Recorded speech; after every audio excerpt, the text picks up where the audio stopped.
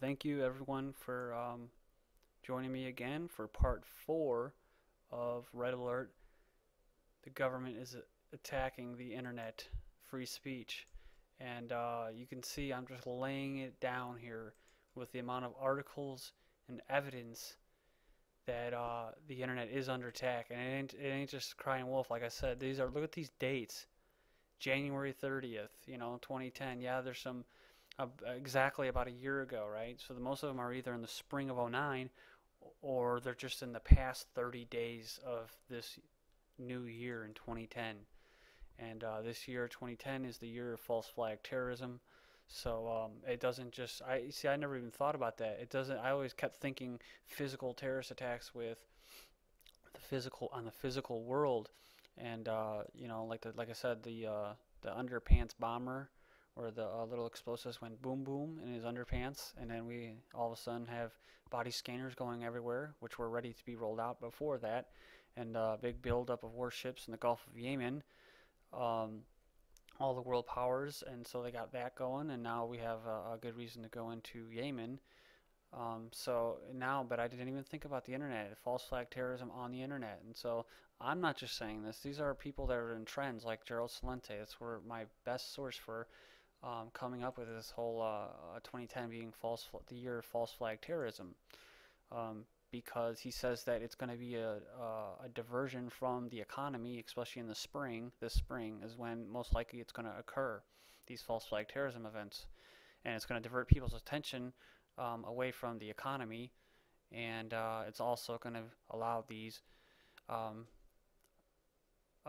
these people, this group of elites, these scientific dictators, um, or you call them Illuminati, New World Order, to push in their agenda. Which, frankly, I think if we keep sticking to our guns and we keep spreading the word, and all you great people out there that are interested in the idea and the concept of freedom and free speech, keep doing what you're doing, then we will have our freedom. So just thank you for watching these videos and being interested in it. That's it's more important than anything, is just taking the time to check these out. So let's roll on here with more evidence. And this is a mainstream Time article, and I think I posted this before, but just anyways, I'm not going to go into it. Driver's license for the internet. And again, this was January 30th, 2010, and telling you more about how they're going to bring out these driver's license for the internet. So let's move on to the next article. And we have enemies of free speech call for internet licensing. Death of the web moves closer as UN calls for policing cyberspace. So now you have the UN along with that um, telecommunications union calling for treaties. That's the big buzzword, so pay attention to that in the near future. Treaties in cybersecurity and war, right? Cyber wars. So that's going to be the big buzzword that the um, fascists, neo-fascists, whether they're Democrats or Republicans, are going to use, right? And they all have their own little talking points, and you're going to hear that on CNN, NBC, MSNBC, Fox. Says calls to introduce a licensing system to police the internet on behalf of a powerful UN agency represent the latest salvo in a long-running battle to kill free speech on the web and bring an end to the powerful digital democracy that has devastated the carbon tax agenda of the UN by exposing the ClimateGate scandal. And that was WikiLeaks, and well, WikiLeaks may be up now, but they were not really with us after they were attacked, right? And so it says UN, here we go, International Telecommunications Union Secretary says, told the world at the World Forum last weekend that global treaties need to be enacted in the name of stopping cyber warfare. And we need a kind of World Health Organization on the internet, more world government. And here's a nice website, informationweek.com, and the business value of technology. And they have an invested interest in this whole crackdown on private usership on the web. And they said also from February 7th, 2010, may I see your internet driver's license, please? And it says, sometimes an idea is so crazy that you wonder how anyone ever had the nerve to say it out loud. And it says, that's how I feel about the comment attributed to Microsoft's Craig Mundie at the World Economic Forum in Switzerland. How would an internet driver's license ever be practical or advisable? Here goes another, what you would consider, right, or most people consider credible source, although I don't really. But hey, people tend to believe these big propaganda corporate media machines um, that spew out, like I said, these talking points. And New York Times, February 9th, 2010, driver's license for the internet. Today's idea, let's have a driver's license for the internet to counter online fraud, hackers, and espionage, Microsoft executives suggest. And of course, it goes into talking about this, like I said, fascist Monday, who's calling for driver's licenses for the web. And there you go. There's New York Times. And this is an article from Prison Planet. And it was posted on February 3rd, 2010, just after Time Magazine's little propaganda piece. And it said, shortly after Time Magazine started peddling the proposal, the New York Times soon followed suit with the blog this morning entitled Driver's License for the Internet, which just parrots the talking points.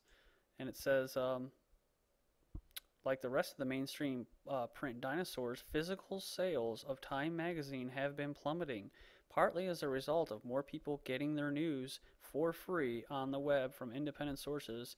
They don't feed at the trough of the military-industrial complex.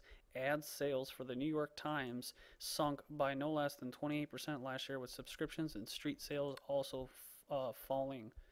And so this is the big thing, guys, is that yes, like I said, the New York Times, the Washington Post, all these main propaganda, which probably at one time had nice investigative reporting, which kind of stood up for the public and really challenged these bastards in Congress that are selling us out to these globalist fascists, are now just lapdogs for them, right? They just promote it. They don't investigate it and help the people, right? And get the public's word out. But now they speak down to us, and that's what the talking points that I'm talking about that you're going to hear if you're not hearing them already. And so yeah, a lot of their sales are down, or a lot of their revenue is down. So these online sites, they've just made a move where now they're going to start blocking it with the ISPs. So now you can't do what I'm doing now, and you can't go on these their websites, and you can't read their articles.